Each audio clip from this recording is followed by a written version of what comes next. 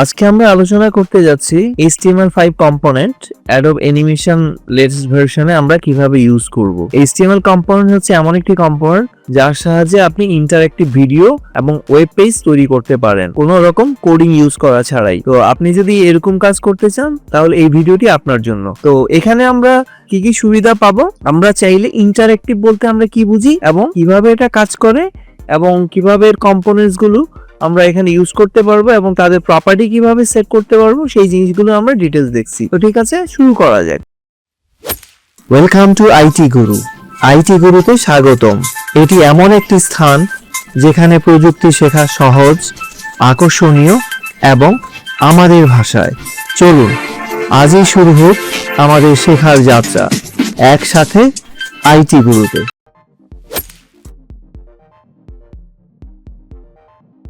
প্রথমে ধরুন এই যে আমার একটা ওয়েব অ্যাপ্লিকেশন, এটা যদি আমি নর্মাল টাইমলাইনে প্লে করি তাহলে আমার এখানকার জিনিসগুলো একটু মুভমেন্ট হবে, বাট আমাকে এটা রান করাতে হবে ব্রাউজারে টেস্ট রান করে। ঠিক আছে, আমি যদি টেস্ট রান করি যেই জিনিসটা পাবো, এখানে ধরুন আমার একটা সিটি রোড যার উপর একটা বিজ্ঞাপন দেওয়া আছে স্ট্যান্ডে। তো এখানে ইন্টারঅ্যাকশনস আছে, আমি চাইলে এটা অটো প্লে করতে পারি অথবা আমি চাইলে এটাকে প্লে বাটন দিয়েও অ্যাক্টিভ করে দিতে পারি। তো এখানে সাউন্ড সহ ভিডিওটা চলছে, আবার চাইলে এটাকে আমি মিউট করে দিতে পারি। তো ঠিক আছে, তো আমি এই যে জিনিসটা আছে কিভাবে এটা কাজ করছে সেই জিনিসটা আমরা আজকে, এটা কিভাবে কাজ করে সেই জিনিসটা আমরা আজকে দেখতে চলেছি। তো ফার্স্ট টেক আমাদের ধরেন এখানে কি কি জিনিস আছে, আমরা চলে যাই, হ্যাঁ, ওর টাইমলাইনে চলে যাই। এখানে ধরেন ফার্স্ট একটা ব্যাকগ্রাউন্ডস আছে এই লেয়ারে। আমি যদি এটাকে অফ করে দিই, যে পিছনে যে ইমেজটা এটা ব্যাকগ্রাউন্ড, আমি এটা লাইব্রেরি থেকে নিয়ে আসা হয়েছে এখানে, বা আপনি যদি চান যে এটাকে লাইব্রেরিতে নিয়ে আসবেন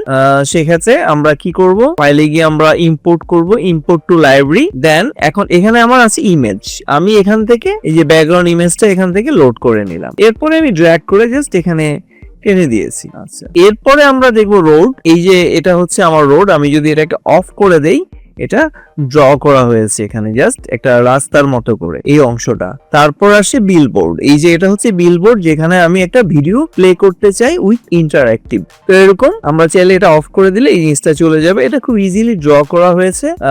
যারা এই ড্রয়িং সিস্টেম গুলো এখনো ভালো জানেন না কিভাবে এটা ড্র করবেন বা এই যে গাড়িগুলো কিভাবে ড্র করবেন, আপনি আমার প্রিভিয়াস ভিডিওগুলো দেখলেই এই জিনিসটা শিখে নিতে পারবেন। কাইন্ডলি ওখান থেকে ভিডিওগুলো একটু শিখে নেবেন। আচ্ছা, এরপরে আসি আমরা ট্রাফিক। এই যে এটা হচ্ছে ট্রাফিক, এটাকে আমি অফ করে দিলে গাড়িগুলো থাকবে না, এটা আলাদা একটা ইমোশনে তৈরি করা হয়েছে। যেমন ধরুন আমি যদি লাইব্রেরিতে যাই, আমি যদি এখানে ট্রাফিকে যাই, এই যে আমার এই গাড়িগুলো এখানে ড্র করা আছে সেটার একটা টু ইমোশনস এখানে এরকম ক্রিয়েট করা। তো যারা সিম্বল অ্যানিমেশন জানেন না তারাও প্রিভিয়াস ভিডিওগুলোতে সেই জিনিসগুলো আমরা পেয়ে যাবেন। আজকে আমরা অনেকগুলো জিনিসের কম্বিনেশন এখানে করেছি। তো মূল আলোচনাটা হচ্ছে যে আমরা এখানে একটা HTML কম্পোনেন্ট কিভাবে বসাবো। তো আমরা সেখানে চলে যাই। এটার জন্য প্রথমে আমাকে যেটা নিতে হবে, উইন্ডোতে গিয়ে কম্পোনেন্টস। এই কম্পোনেন্টস এর ভিতরে আমি কি কি পাবো, যেমন এখানে user interfaces, buttons, check box, combo box, images, লেভেল, লিস্ট। একটা ওয়েব পেজের ভিতরে যে ধরনের কম্পোনেন্টস গুলো থাকে সেটা আমি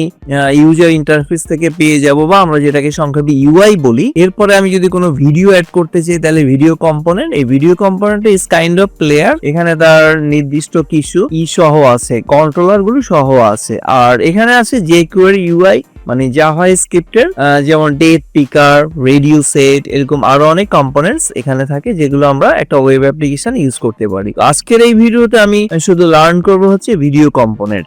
এখন আমাকে যেটা করতে হবে, এই যে ভিডিও যে লেয়ারটা এখানে নেওয়া হয়েছে, ভিডিও লেয়ারের ফার্স্ট ফ্রেমে আমি ক্লিক করব। ক্লিক করার পর আমি কি করব, ওই কম্পোনেন্ট মোডে আবার চলে যাব, সেখান থেকে ভিডিওটা এখানে নিয়ে আসব। এরপরে আমাকে যেটা করতে হবে, এই ভিডিওটাকে ওর প্রপার্টিতে গিয়ে কিছু ওর সাইজ এন্ড জিনিসগুলো আমরা চেঞ্জ করব। যেমন ধরুন এটা একটু আমি উইথ বাড়িয়ে দিলাম, সে ধরুন এটা এরকম থাকবে। এরপরে আমি এটাকে একটু এক্সের দিকে মাঝ বরাবরই করব। আমি চাইলে আরেকটু উইথ বাড়াতে পারি, মানে ফুল স্ক্রিনও চাইলে আমি এটা করে নিতে পারি, এই যে এরকম এভাবে। হ্যাঁ, দুপাশ থেকে আমি এটাকে এরকম বাড়িয়ে নিব যাতে এটা ফুল স্ক্রিন মোডে থাকে, এই যে এরকম। এরকম। তো এইভাবে আমরা সেটাকে সরিয়ে নিতে পারি। আর ওয়াই মোডে আমি একটু ধরুন নিচের দিকে বা উপরের দিকে নিয়ে এটাকে বাড়াতে পারি। আবার চাইলে আমরা এই যে ই টুল দিয়ে, ট্রান্সপন্স টুল দিয়েও কিন্তু অল্ট প্রেস করে এই জিনিসটাকে কন্ট্রোল করাতে পারি, বা এরকম চাইলে ছোট করে আমি জিনিসটাকে ইউজ করব, একটু অ্যারো দিয়ে একটু ডানে বায়ে করে একটু সেন্টারের দিকে এটাকে আমরা সেট করব, যাতে দুই পাশে একটু ফ্রেমের মতো থাকে, যেন একটু বাড়তি অংশ থাকে। তো এই হচ্ছে আমার প্রপার্টি এলিমেন্টস গুলো। এখন আমি এই কম্পোনেন্টের মধ্যে কিভাবে আমার এলিমেন্টস গুলো সেট করব সেটা আমি দেখবো। তার জন্য আমাদের যেতে হবে উইন্ডো, সেখান থেকে কম্পোনেন্ট প্যারামিটার। এই কম্পোনেন্ট প্যারামিটারটা আমি এখান থেকে ইউজ করতে পারি, অথবা এই যে প্রপার্টি আছে এখান থেকে আমি কম্পোনেন্ট প্যারামিটারটাকে নিয়ে আসতে পারি, একই জিনিস। তো এখানে আমার কি কি প্যারামিটার আছে? প্রথম হলো সোর্স। সোর্স হচ্ছে আমি আমার যেখানে ফাইলটা সেভ করব, তো সেই জায়গাটায় আমি আগে থেকে একটা MP4 ভিডিও আইদার নেট থেকে ডাউনলোড করব, বা আমি নিজে আমার প্রিভিয়াস ভিডিওগুলোতে এখানে MP4 তৈরি করার সিস্টেম দেখানো হয়েছে, সেটা আপনারা দেখে নিতে পারেন। MP4 তৈরি করতে গেলে অ্যাডোব এনিমেটে আপনার জন্য একটা আলাদা সফটওয়্যার লাগবে, যেটা হচ্ছে অ্যাডোব মিডিয়া এনকোডার। এই মিডিয়া এনকোডারের সাহায্যে আপনি MP4 তৈরি করতে পারবেন। এছাড়া অ্যাডোব এনিমেটে সরাসরি এক্সপোর্টের মাধ্যমে আপনি মক ফাইল তৈরি করতে পারবেন, যেটা হচ্ছে অ্যাপেলের, যেটা আমরা বলি আর কি, অ্যাপেল প্লেয়ারে চলে। এছাড়া উইন্ডোজ যে মিডিয়া প্লেয়ার আছে সেটা তো আপনি মিডিয়া ফাইলগুলো চালাতে পারবেন। এটা আমরা জাস্ট এখানে ওপেন করি, আপনি চাইলে নেট থেকে যে কোনো। আর এখানে আছে ম্যাচ সোর্স, মানে ওটার যে অরিজিনাল ডাইমেনশন, সেটা আমরা ইনঅ্যাক্টিভ করবো, যেহেতু আমাদের বিলবোর্ডটা স্ট্যান্ডার্ড সাইজ। আমি যদি এটা দেই তাহলে আমার ভিডিওটা যদি বড় সাইজ থাকে এর থেকে, তাহলে তাতে বড় হয়ে যাবে, সো আমি এটাকে ইগনোর করে যাব। ওকে, এখন আমার এই জিনিসটা চলে আসছে। আর এর ভিতরে আমরা আরো কি কি জিনিস দিয়েছি, যেমন অটো প্লে। এটা অটো প্লে করবে কন্ট্রোলার। আমি যদি চাই যে এই কন্ট্রোলারটা অফ করে দিব, যেটা অটো প্লে করবে, তাহলে আমি এটা তুলে নিব। আর এখানে সাউন্ড যদি আপনি মিউট করতে চান তাহলে সেটা এনেবল করে নেবেন। আর লুপটা হচ্ছে এটা বারবার রিপিট করবে, যেহেতু এটা বিলবোর্ডে থাকবে,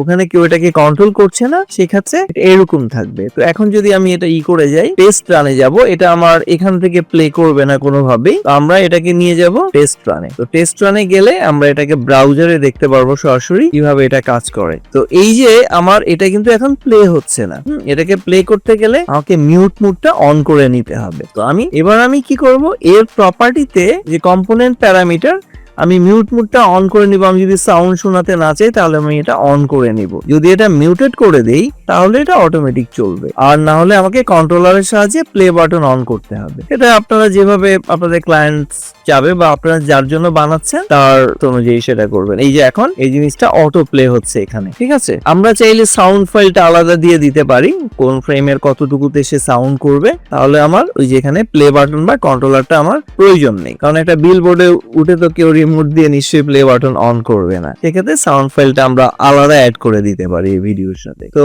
এই হচ্ছে আমাদের ইন্টারঅ্যাক্টিভ বা ইন্টারঅ্যাকশনস, যার মাধ্যমে আমরা নিজস্ব কন্ট্রোল তৈরি করতে পারি। ফিউচারে আমরা আরো বেটার কিছু তৈরি করব। আশা করি আপনারা এটুকু বুঝতে পেরেছেন এবং এটা প্র্যাকটিস করেন। তো ততক্ষণ পর্যন্ত শিখতে ভালো লেগেছে তাহলে একটা লাইক দিন। আপনার একটি লাইক আরো অনেককে সাহায্য করতে পারে। আপনার মতামত, প্রশ্ন বা নিজের টিপস থাকলে কমেন্টে জানাতে ভুলবেন না। আপনার কথা শুনতে আমার ভালো লাগে। যদি আপনি বিশ্বাস করেন যে শেখা মানেই ক্ষমতায়ন, তাহলে সাবস্ক্রাইব করুন এবং বেল আইকনটি অন করে নিন। চলুন এমন একটা ভবিষ্যৎ গড়ি যেখানে প্রযুক্তি সবার জন্য শেখার সুযোগ তৈরি করে। ভিডিওটি শেয়ার করুন এমন কারোর সাথে যে শিখতে চায়।